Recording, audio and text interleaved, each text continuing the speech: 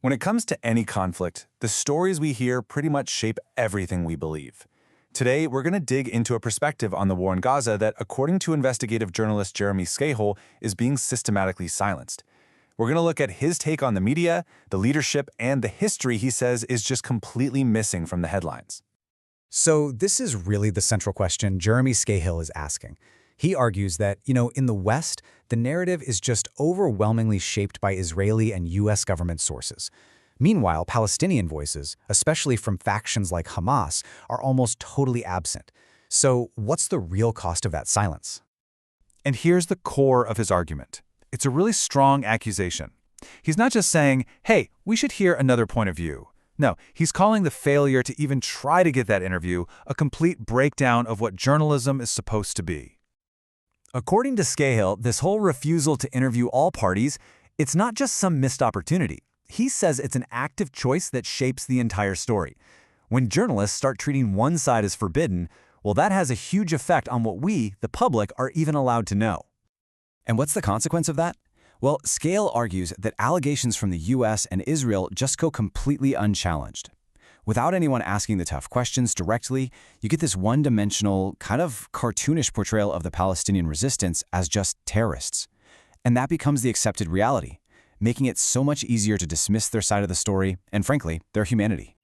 So who are these leaders that Scahill says we never get to hear from? He makes the case that if we actually heard their stories, a much more complex picture would start to emerge, one that goes way beyond that simple villain narrative we're so often fed. Now, Scahill draws this incredibly stark contrast to challenge that typical narrative.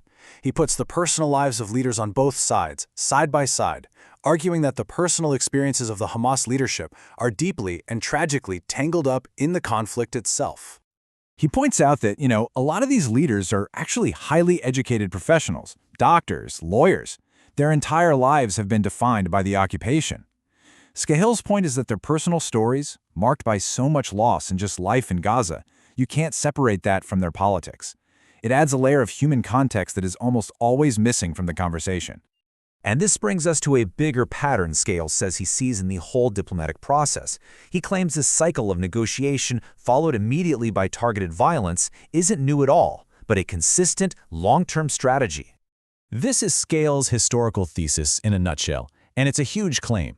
He's arguing that what's happening now isn't just a series of isolated incidents.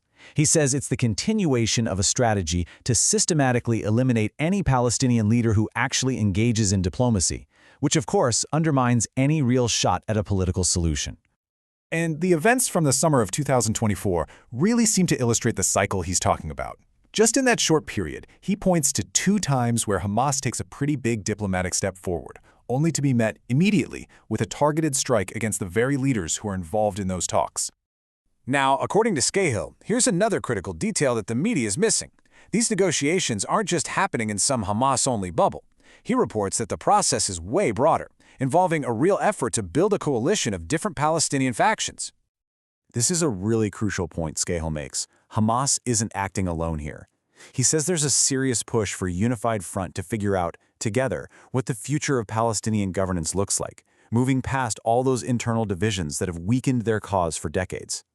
Yeah, so this isn't just about Hamas. It's about bringing in political opponents like Fatah and respected secular figures like Dr. Mustafa Barghouti.